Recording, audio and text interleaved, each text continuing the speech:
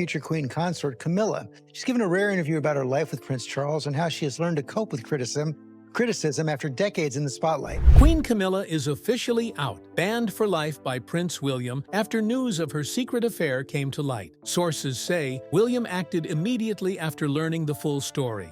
No discussion, no second chances. He told palace staff she's no longer welcome near his wife, Princess Catherine, or their children. This wasn't about royal duties, it was personal. For years, Camilla and Catherine kept up appearances, but behind closed doors, tensions ran deep. The affair and Camilla's cruel remarks pushed it over the edge. Now she's out of family events, cut from appearances, and quietly removed from royal plans involving the Wales family. It's one of the most serious personal fallouts in royal history. William made it clear she crossed a line that can't be undone. What did Camilla do, and why was this the final straw? Let's break it all down. King Charles, Queen Camilla, Prince William, and Princess Catherine gathered to plan upcoming royal engagements, but things quickly spiraled out of control when Camilla crossed a line.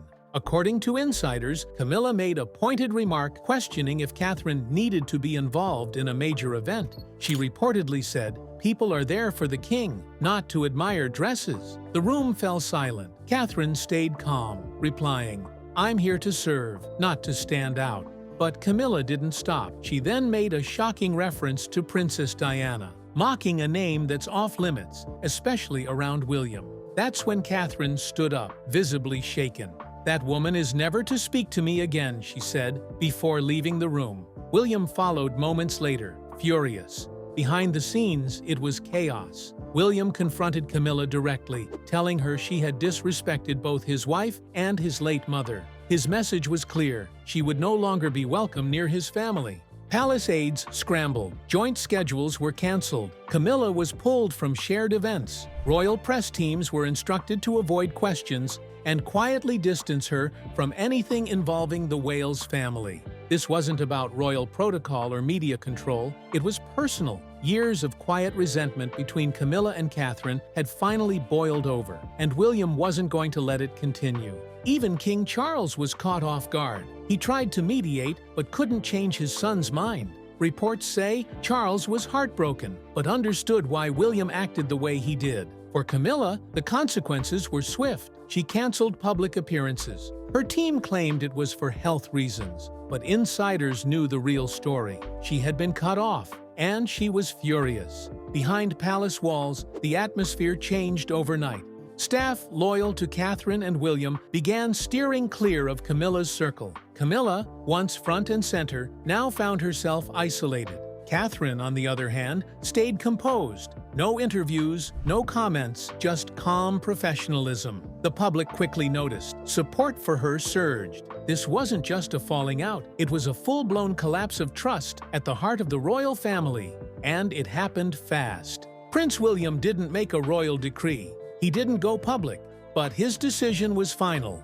Camilla was out. The confrontation didn't come out of nowhere. The truth is, Camilla and Catherine never really got along, and insiders say the tension has been there for years. From the start, Camilla didn't fully accept Catherine into the royal fold. She smiled in public, posed for photos, and played the part. But behind closed doors, it was different. Staff say Camilla often took subtle digs. She reportedly mocked Catherine's middle-class background and once laughed about the Middleton family's business. One former aide claimed Camilla scoffed, "She knows how to work the cameras? I'll give her that." But Catherine never took the bait. She kept quiet, stayed respectful, and focused on her duties. While Camilla made jokes, Catherine was building trust with the Queen, the public, and the rest of the royal family. As Catherine's popularity grew, so did Camilla's discomfort. Catherine was praised for being elegant, relatable, and grounded. Everything Camilla had struggled for decades to achieve. After King Charles took the throne, Camilla's influence grew fast. She began bringing her own family into the royal spotlight. Her children and even grandchildren started appearing at official events. Some insiders say it felt like she was trying to build her own royal legacy, one not tied to William or Harry. That didn't sit well with Catherine. She'd always been protective of her children's privacy, and careful about their public roles. So when Camilla pushed to include her own grandchildren in official appearances, sometimes even ahead of Harry and Meghan's kids, it created quiet unrest. To make matters worse, media close to Camilla's camp started putting out stories painting Catherine as too polished and distant, while presenting Camilla as the more down-to-earth royal. One headline even praised Camilla's life experience over Catherine's perfect image. The Wales camp quickly distanced themselves. They didn't respond publicly, but behind the scenes, the message was clear. Enough was enough. Despite the quiet jabs and rising pressure, Catherine never spoke out. She stayed graceful, stuck to her role, and focused on her family. But those close to her say the strain was real. One palace source said Catherine always knew Camilla didn't truly respect her, but she never let it show. Her attitude was, "We're here to serve, not to argue." That quiet strength won Catherine the respect of royal staff and the public. But privately, she had reached her limit. And when Camilla crossed the line with that Diana comment, everything finally came to the surface. It wasn't just jealousy, it wasn't just snide remarks. It was years of rivalry, resentment, and unspoken tension finally blowing up. Camilla had spent decades trying to be accepted. Catherine earned it in half the time and never had to force it. And that, more than anything, is what made the relationship impossible to fix. The final blow came during a formal meeting at Clarence House. King Charles, Camilla, Prince William, and Princess Catherine sat down for a scheduled briefing. The agenda was standard: upcoming royal tours, appearances, and family representation. But what happened in that room changed everything. The conversation started calmly: proposed dates, appearances, logistics. Then the discussion turned to a joint engagement featuring Charles, Camilla, and the Waleses. That's when Camilla made the remark that started it all. "Is Catherine really necessary?" she said flatly. "She tends to make things about herself." Everyone went silent. Catherine, composed but clearly shocked, asked, "What do you mean by that?" Camilla smirked and replied, "People come to see the king, not dresses." The air grew cold. Staff around the room froze. No one knew what to say. But Catherine didn't lose control. She simply responded, "I'm here to serve, not to stand out." Camilla didn't stop. Leaning in, she delivered the line that ended everything: a cruel, mocking reference to Princess Diana. That crossed a line no royal dares to touch, especially in front of William. Catherine stood up, face pale but calm. "That woman is never to speak to me again," she said, then walked out. William followed, visibly furious. Behind the scenes, staff scrambled. Phones rang. Security teams quietly notified aides that the meeting had ended. Clarence House went into full damage control. But the real storm was behind closed doors. William confronted Camilla in private. According to insiders, his words were cold and clear. "You've disrespected my wife and dishonored my mother. You're no longer welcome around my family." King Charles tried to mediate, urging calm, but William wouldn't hear it. "This isn't a disagreement," he reportedly told his father. "This is a betrayal." From that moment, Camilla's access to the Wales family ended. No more joint appearances, no private invites, no behind-the-scenes collaboration. She was done. The aftermath was fast and quiet. Camilla canceled public events, citing health reasons. Schedules were reworked. Staff were given new orders. Keep the Wales and Camilla separated at all times. Insiders admitted they'd seen it coming for years, but no one expected it to fall apart in a single meeting. At Kensington Palace, Catherine broke down in private, not out of weakness, but because she had carried the tension for so long. She had held her dignity through years of subtle digs and silent rivalry. This was her breaking point. For William, this wasn't just about defending his wife, it was about standing up for his family, protecting his children, and honoring his late mother. And he didn't wait to wear the crown to make that clear. Prince William didn't make a speech, he didn't call the press, but behind the scenes, he made one of the most powerful decisions in modern royal history. Camilla was out, completely. After the confrontation at Clarence House, William met privately with senior aides. The message was clear. From now on, Camilla was to have no involvement with his wife or children. No shared events, no joint travel, no holiday appearances. She was banned from their personal lives. This wasn't a cooling-off period, it was final. Royal schedules were immediately changed, invitations were quietly updated, plans were redrawn to ensure the Wales family and Camilla never appeared together. Communications teams were told to adjust the narrative, but avoid any public fallout. Palace insiders say the command shocked even the most experienced staff.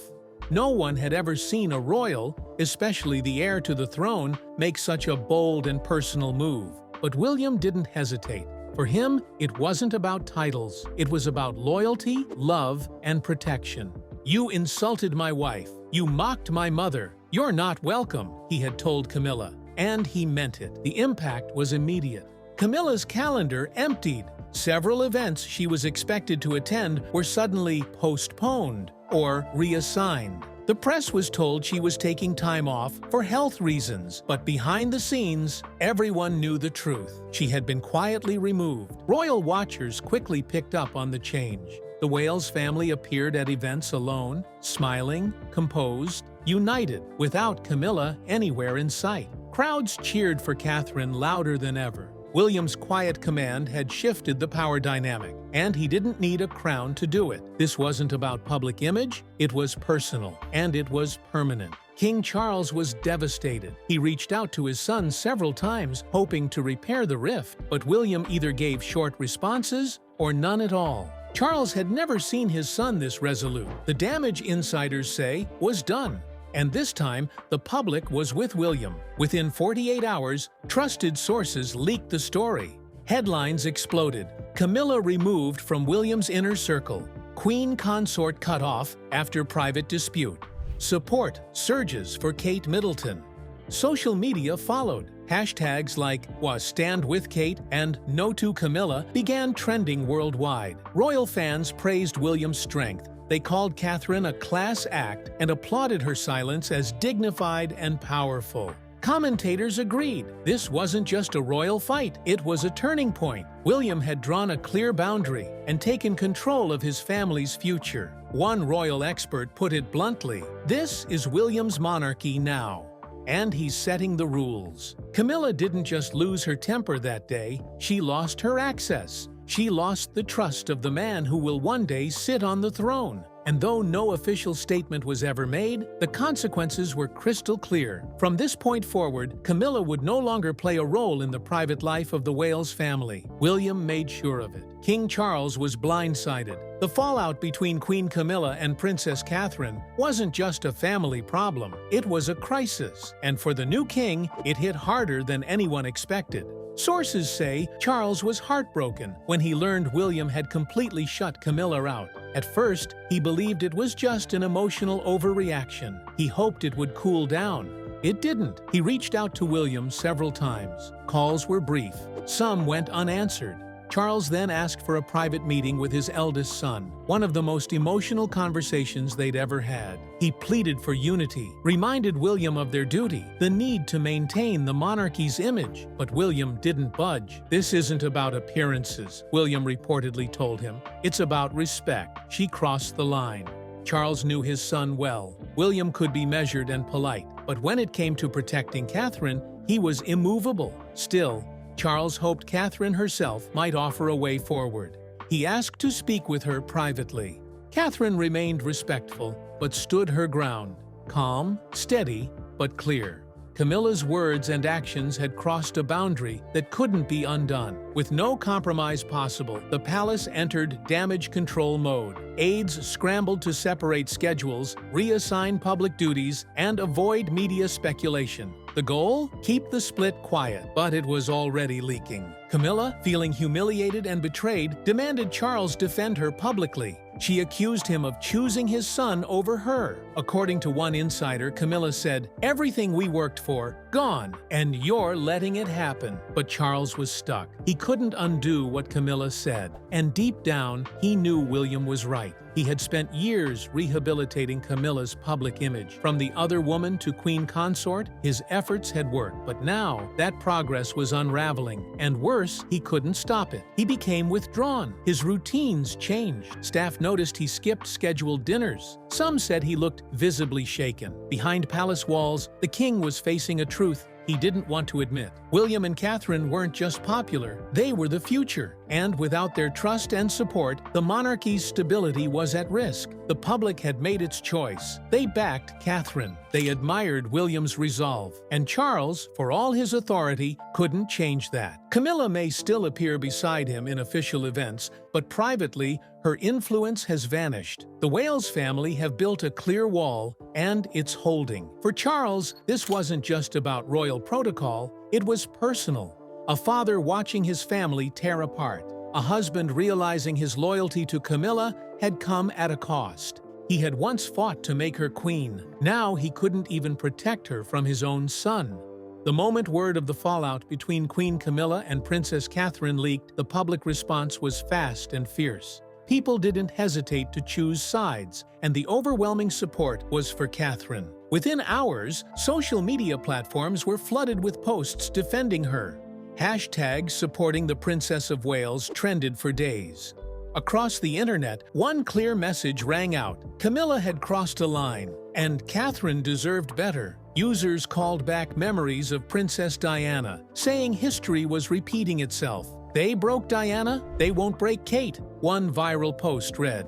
That sentiment echoed through every comment section, news story, and opinion piece. The public remembered the pain Diana went through, and they weren't about to watch Catherine face the same treatment. To many, this was more than royal drama, it was personal. Media outlets took notice. Headlines became sharper. Reports began highlighting Camilla's declining favor and Catherine's rising strength. Polls showed overwhelming support for William's decision to shut Camilla out. Trust in the Wales family had never been higher. Catherine, always poised and quiet in public, was now being praised for her dignity. She hadn't said a word about the incident, but that silence only made her more respected. Camilla, meanwhile, faced growing criticism. Stories resurfaced about her past, commentators recalled old scandals, and documentaries about Diana began trending again. Camilla's image, long a work in progress, was unraveling quickly. She canceled appearances. Her team blamed health reasons, but palace insiders admitted the truth. The pressure was simply too much. While Camilla faded into the background, Catherine remained fully present. She kept to her duties, smiling for the cameras, meeting with children, visiting hospitals, and showing no signs of stress. Crowds cheered louder when she arrived. People waved signs with her name. She didn't just survive the scandal, she became stronger because of it. Behind palace walls, even staff began to realign. Aides who once stayed neutral or leaned toward Camilla now focused their efforts around William and Catherine. Whispers turned into quiet loyalty shifts. Some were even heard saying Catherine already carried herself like a queen. She didn't need the title. She had the people. The damage to Camilla's standing was clear. She may still appear beside Charles in official settings, but her influence was gone. The public no longer saw her as the future of the monarchy. That role, in their eyes, belonged to Catherine. And Catherine, without ever needing to fight for it, had just won the crown of public trust. Prince William always knew his life would be different. From the moment he was born, he was raised not just as a child, but as a future king. Every move, every lesson, every mistake was watched, guided, and shaped by royal expectations. But nothing could fully prepare him for the moment he became the Prince of Wales. When Queen Elizabeth passed and his father took the throne, everything changed. His responsibilities grew overnight, his public appearances doubled, and his role in shaping the future of the monarchy became immediate. On the outside, it looked like a proud moment. William standing taller, taking the lead, supporting his father. But behind the scenes, he was carrying a heavy emotional load. The death of his grandmother was personal. She had been more than a monarch, she was his guide, his anchor. Losing her meant losing the last link to the royal stability he grew up with. At the same time, he had to step up to support his grieving father, to protect his wife, and to lead his young family into the next phase of royal life. There was no time to process, no room for hesitation.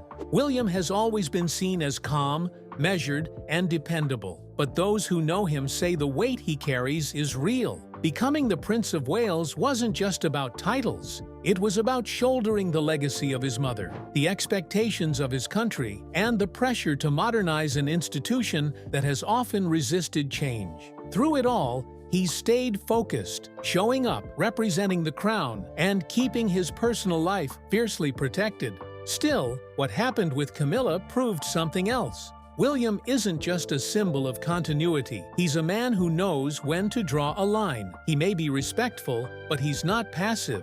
When his family is attacked, when his wife is disrespected, or when the memory of his mother is mocked, he takes action. And that moment, when he banned Camilla from his private life, wasn't just about emotion. It was about leadership. William didn't wait for the crown to take a stand. He acted as a protector, as a husband, as a father, and as the future king. And the public saw it. It wasn't a headline-grabbing move. He didn't need cameras or applause, but his choice spoke louder than any formal address. It showed that he was ready, not just to inherit the throne, but to defend what it means to be a royal in today's world. This wasn't a man hiding behind tradition. This was a leader stepping into his own power. After the dust settled from the fallout with Camilla, King Charles asked to speak with William privately. No aides, no staff, just father and son in a quiet room inside the palace. It wasn't a formal meeting, it was personal, and for both of them, it was long overdue. Charles looked tired, not just from his role as king, but from the emotional weight of what had unfolded. William, still standing firm in his decision, didn't know what to expect. He thought it might be another attempt to smooth things over, maybe even a plea to let Camilla back in. But that wasn't how it started. Charles looked his son in the eye and said something William didn't expect to hear. "I don't just want you to be a good king, I want you to be a happy man." It caught William off guard. For years, every conversation had been about duty, tradition, the crown. But this time, it was different. The conversation moved slowly, carefully. Charles admitted things he rarely talked about. He spoke openly about the mistakes he'd made, not just as a royal, but as a father. He talked about the times he hadn't been there, the moments he missed when William was growing up, and how duty had often pulled him away from the family. He said he regretted that now, more than anyone realized. William listened, quietly. He didn't interrupt, but what he heard started to soften something inside him. His father, the man who had always seemed guarded and formal, was finally speaking from the heart. He wasn't defending Camilla. He wasn't pushing for forgiveness. He was simply being a father, trying to make peace. Charles also spoke about the challenges of being a monarch. He said he knew what the weight of the crown could do to a person, how it could consume you if you let it. And he urged William not to lose sight of what mattered most. "Whatever happens, protect your peace, protect your family," he told him. "The throne will always be there, but your time with them won't." William didn't say much in return, but he heard every word. And for the first time in a long time, he saw his father not as the king, but as a man who had carried regret, made hard choices, and was now trying to make sure his son didn't repeat the same mistakes. That talk didn't fix everything. It didn't erase what Camilla said or undo the damage. But it did something else. It opened a door. It reminded William that even in a life shaped by royal expectations, it was okay to be human, to feel, to choose love over legacy when it mattered most. And that truth, shared quietly in one private moment, may have changed the course of the monarchy more than any public speech ever could.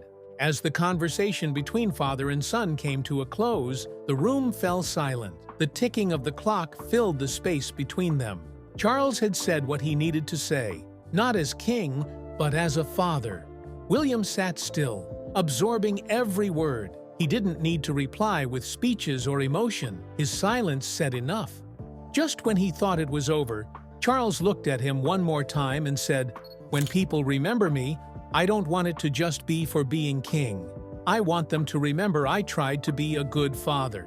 That line stayed with William. Of all the things a monarch could ask for, respect, power, legacy, Charles chose love. That was the moment William truly understood what kind of man he needed to be.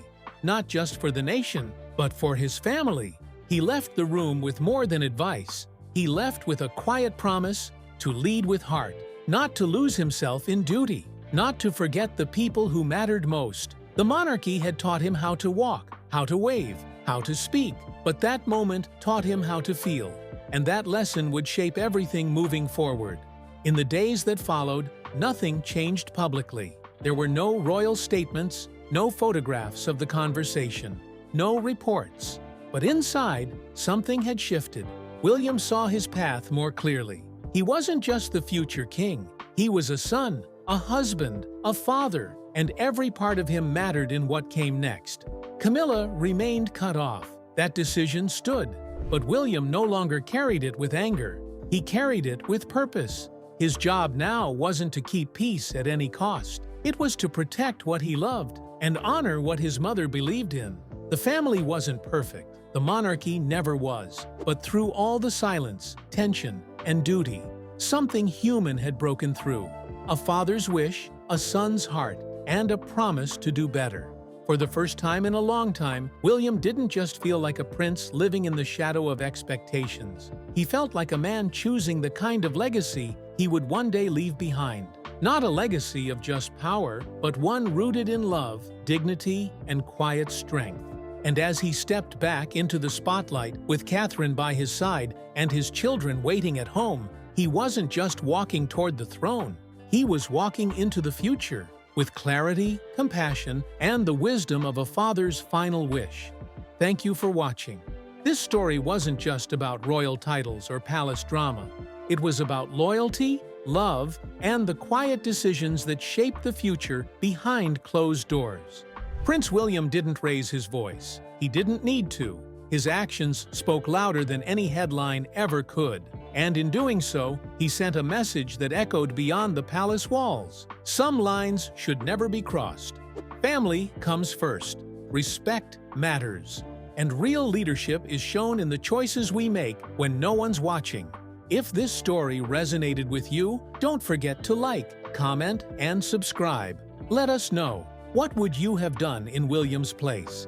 And do you think this moment will shape the monarchy for generations to come? We'll keep following the story as it unfolds. Until then, stay tuned and remember, even behind the crowns and castles, these are real people with real lives making decisions that history won't forget.